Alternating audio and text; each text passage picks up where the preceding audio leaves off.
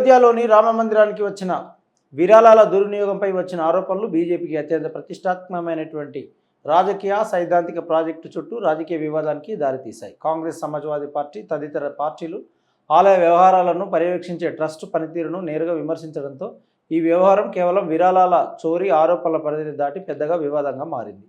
రామమందిర విరాళాల దుర్వినియోగం ఆరోపణలపై దర్యాప్తు చేయడానికి ఉత్తరప్రదేశ్ ప్రభుత్వం సిట్ ఏర్పాటు చేయడంపై సమాజ్వాదీ పార్టీ అధినేత అఖిలేష్ యాదవ్ సోమవారం ఎక్స్ వేదికగా తీవ్ర విమర్శలు చేశారు. ఉత్తరప్రదేశ్లో బీజేపీ పాలన అవినీతిమయంగా ఉండడం దురదృష్టకరం, లేకపోతే సిట్ ఏర్పాటుకు బదులుగా ఐఐటీలు స్థాపించేవారని ఆయన ఎక్స్లో విమర్శించారు. రామ మందిరానికి ప్రజల నుంచి వచ్చిన నిధుల దుర్వినియోగంపై ఆరోపణలు మొదట బయటపెట్టింది సమాజ్వాదీ పార్టీయేనని సంగతి తెలిసిందే. అలాగే నిందితులు ఎక్కువ దూరంలో లేరు కాబట్టి ఆరోపణలపై దర్యాప్తులో పోలీసులకు సాయం అందించడం గురించి ట్వీట్ చేయడం ద్వారా ఆయన ప్రధానమంత్రిని, ఆయన ప్రభుత్వాన్ని ఇరకటంలో పడేశారు. సుప్రీంకోర్టు ఆదేశాల మేరకి ఒక స్వతంత్ర ట్రస్ట్ రామ మందిరాన్ని నిర్మించిందని బీజేపీ ఏళ్ల తరబడి చెప్తూ వచ్చింది. ఇప్పుడు ఆ ట్రస్ట్ స్వయంగా అనుమానాల వలయంలో చిక్కుకుంది. ఆలయ దైనందిన వ్యవహారాలను తాము నిర్వహించలేదన్న ట్రస్ట్ వివరణ పెద్దగా ఆమోదయోగ్యంగా కనిపించడం లేదు. దీనికి బదులుగా రాజకీయ పార్టీలు బీజేపీ ప్రధాన మంత్రిపైనే నిందలు వేస్తున్నాయి. ట్రస్ట్ పనితీరు వివరాలను వెల్లడిస్తూ నష్టాల విలువ 200 కోట్లుగా పేర్కొన్న దైనిక్ భాస్కర్ వార్తాపత్రిక కథనాన్ని ప్రస్తావిస్తూ ఈ ఆరోపణలు విశ్వాసంపై జరిగిన దోపిడీతో సమానమని కాంగ్రెస్ పార్టీ ఎక్స్లో పేర్కొంది. ఇది స్పష్టంగా పగటిపూట జరిగిన విశ్వాస దోపిడీ, కోట్లాది మంది భక్తుల విశ్వాసం రామ మందిరంతో ముడిపడి ఉంది. ఈ విరాళాల చోరీ ద్వారా బీజేపీ, ఆర్ఎస్ఎస్ వ్యక్తులు వారి విశ్వాసాన్ని దెబ్బతీశారు అని ఆ పార్టీ పోస్టులో పేర్కొంది. మొత్తం రామ మందిర ట్రస్టు, ముఖ్యంగా చంపత్ రాయ్ ఇతర ట్రస్ట్ నిర్వాహకులపై స్వతంత్ర దర్యాప్తు జరగాలనే డిమాండ్లు కూడా వినిపిస్తున్నాయి. సుప్రీంకోర్టు తీర్పు తర్వాత భారత ప్రభుత్వం ఈ ట్రస్ట్ను ఏర్పాటు చేయడం, పర్యవేక్షణలో ప్రధానమంత్రి కార్యాలయానికి పాత్ర ఉండడం వల్ల మోదీ బాధ్యత నుండి తప్పించుకోలేరని ఆప్ ఎంపీ సంజయ్ సింగ్ అన్నారు.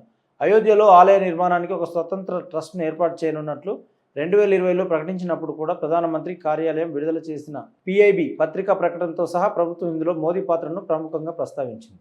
ప్రజల్లో వినిపిస్తున్న వాదనల ప్రకారం పునర్నిర్మించిన దూకుడుగా ఉండే హిందూ అస్తిత్వానికి ప్రధాన చిహ్నంగా నిలిచిన ఈ ఆలయం ఆర్థిక అవకతవకల ఆరోపణల పరిధిలోకి రావడం, ఈ అస్తిత్వాన్ని ఏ ధరకైనా ప్రోత్సహించిన ప్రధానమంత్రికి, ఆయన పార్టీకి, ప్రభుత్వానికి పెద్ద సమస్యగా పరిణమించవచ్చు. అంతేకాకుండా ఆలయ నిధుల దుర్వినియోగం అంశంపై అయోధ్యలో బీజేపీకి వ్యతిరేకంగా క్షేత్రస్థాయిలో ప్రజలను సమీకరించే ప్రయత్నాలు మొదలైనట్లు కనిపిస్తుంది. జూన్ 15 సోమవారం నాడు అయోధ్య పట్టణంలో కాంగ్రెస్ పార్టీ నాయకుడు శరత్ శుక్లా ఒక భారీ హోర్డింగ్ను ఏర్పాటు చేశారు.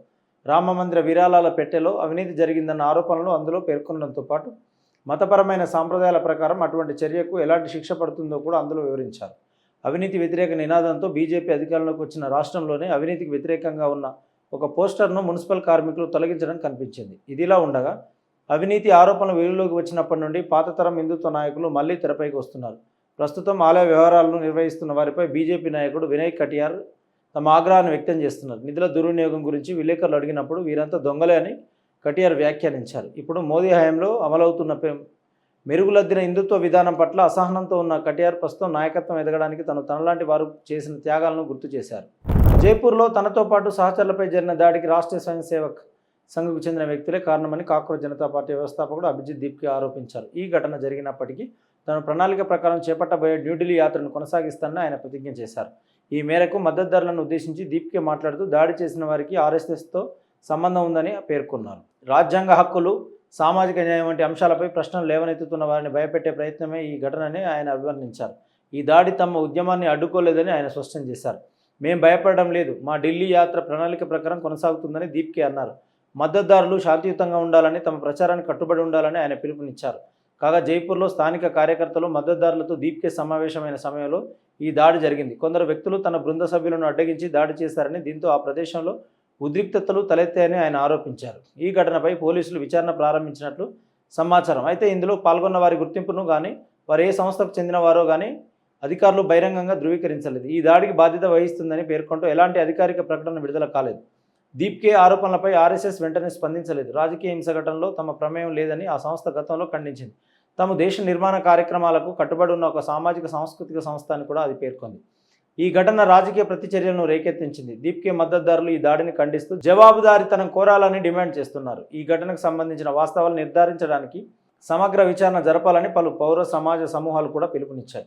వివాదం ఉన్నప్పటికీ ఈ యాత్ర శాంతియుతంగా ప్రజాస్వామ్య సూత్రాలకు అనుగుణంగా కొనసాగుతుందని పేర్కొంటూ న్యూఢిల్లీ వైపు తన పాదయాత్రను కొనసాగించాలనే తన సంకల్పాన్ని దీప్కే పునరుద్ఘాటించారు. ముఖ్యమంత్రి రేవంత్ రెడ్డి ఈరోజు ఉదయం తన కలల ప్రాజెక్టు అయిన తెలంగాణ పబ్లిక్ స్కూల్ను ఆరుట్లలో అట్టహాసంగా ప్రారంభించారు.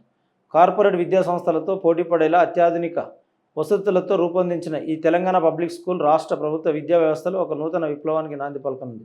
తెలంగాణ పబ్లిక్ స్కూల్ పైలాన్ను ఆవిష్కరించిన అనంతరం సీఎం రేవంత్ రెడ్డి డిజిటల్ తరగతి గదులు, గ్రంథాలయం, సైన్స్ ల్యాబ్లు, భోజనశాల, క్రీడా మైదానాలను పరిశీలించారు. తర్వాత విద్యార్థులు, ఉపాధ్యాయులు, పాఠశాల కమిటీ సభ్యులతో ప్రత్యేక సమావేశం నిర్వహించారు. వారి అభిప్రాయాలను తెలుసుకుంటూనే విద్యార్థులతో కలిసి అల్పాహారం స్వీకరించారు. అదే వేదిక వద్ద ఒక బహిరంగ సభలో ప్రసంగించారు. కార్పొరేట్ సంస్థలకు సమానమైన స్థాయిలో ప్రభుత్వ విద్యను అందించాలనే లక్ష్యంతో సీఎం రేవంత్ రెడ్డి డాక్టర్ ఆకునూరు మురళి అధ్యక్షతన తెలంగాణ విద్యా కమిషన్ ఏర్పాటు చేశారు. ఈ కమిషన్ పర్యవేక్షణలోనే ఆరుట్ల తెలంగాణ పబ్లిక్ స్కూల్ అభివృద్ధి చేశారు. టీపీఎస్ కాన్సెప్ట్ను అభివృద్ధి చేయడంలో విద్యా commission chairman doctor Akunuri Murali, సభ్యులు పిఎల్ విశ్వేశ్వరరావు, డాక్టర్ చారకొండ వెంకటేష్, జోష్న, శివారెడ్డిల కృషితో ఎంతో కీలకమైనది. ఈ పాఠశాల నర్సరీ స్థాయి నుండి ఇంటర్మీడియట్ స్థాయి వరకు అంతర్జాతీయ ప్రమాణాలతో కూడిన విద్యను అందిస్తుంది. నాణ్యమైన విద్యతో పాటు క్రీడలు, సాంస్కృతిక కార్యక్రమాలు, వ్యక్తిత్వ వికాసానికి కూడా సమాన ప్రాధాన్యత ఇవ్వనున్నారు. తెలంగాణ పబ్లిక్ స్కూల్ విద్యార్థులకు ఉచిత బస్సు రవాణా, అల్పాహారం, మధ్యాహ్న భోజనం, సాయంత్రం వేళల్లో స్నాక్స్ అందించనున్నారు. బోధన ఆంగ్ల మాధ్యమంలో జరుగుతుంది. ఆధునిక బోధనా పద్ధతులు, సాంకేతిక వసతులతో కూడిన ఈ పాఠశాల ప్రభుత్వ పాఠశాలలపై ప్రజల్లో నమ్మకాన్ని మరింత పెంచేలా రాష్ట్రంలో విద్యారంగానికి ఒక ఆదర్శ నమూనాగా రూపొందించారు. Telangana public school pilot project కోసం ప్రభుత్వం 4 పాఠశాలను ఎంపిక చేసింది. మొదటి దశలో ఎంపిక చేసిన పాఠశాలలో రంగారెడ్డి జిల్లాలోని ఆరుట్ల, మంచాల, అలాగే ఉమ్మడి మహబూబ్ నగర్ జిల్లాలోని వంగూరు, పోల్కంపల్లి పాఠశాలలు ఉన్నాయి. రాష్ట్ర వ్యాప్తంగా తెలంగాణ పబ్లిక్ స్కూల్ విధానాన్ని విస్తరించేందుకు కాంగ్రెస్ ప్రభుత్వం ఒక కార్యాచరణ ప్రణాళికను రూపొందించింది. ఇందులో భాగంగా దశల వారీగా 100 పాఠశాలను ఏర్పాటు చేయాలని లక్ష్యంగా పెట్టుకుంది. ఆరుట్ల చుట్టుపక్కల గ్రామాల నుండి విద్యార్థులను పాఠశాలకు తీసుకురావడానికి ప్రభుత్వం 5 పాఠశాల బస్సులను కూడా ఏర్పాటు చేసింది. ప్రైవేటు విద్యా సంస్థల్లో చదువుతున్న తమ పిల్లలను తెలంగాణ పబ్లిక్ స్కూల్లో చేర్పించడానికి ఈ చొరవ తల్లిదండ్రులకు ఎంతగానో ఉపయోగపడుతుంది. ప్రస్తుతం ఆరుట్ల తెలంగాణ పబ్లిక్ స్కూల్లో మొత్తం 1814 మంది విద్యార్థులు చదువుతున్నారు. ఇందులో ప్రీ ప్రైమరీ విభాగంలో సుమారు 150 మంది, ప్రాథమిక పాఠశాలలో 600 మంది, 2 హై స్కూల్ బ్లాకుల్లో కలిపి 800 మంది, అలాగే ఇంటర్మీడియట్ మొదటి సంవత్సరం 160, రెండవ సంవత్సరంలో 104 మంది విద్యార్థులు ఉన్నారు. కాగా ఈ స్కూల్లో చేర్చేందుకు తల్లిదండ్రుల నుండి విపరీతమైన డిమాండ్ రావడంతో పాఠశాల యాజమాన్యం నో అడ్మిషన్ బోర్డును పెట్టాల్సిన పరిస్థితి ఏర్పడింది. వాస్తవ వార్తలకు ప్రమాణం టీవీ వర్తమానం. ఈ వార్తలు ఇంతటితో సమాప్తం. మరిన్ని విశేషాలతో మళ్ళీ కలుద్దాం. నమస్కారం. సబ్స్క్రైబ్ చేయండి, షేర్ చేయండి, కామెంట్ చేయండి. వర్తమానం ప్రజల్లోకి తీసుకెళ్ళండి. ధన్యవాదాలు. Thank you.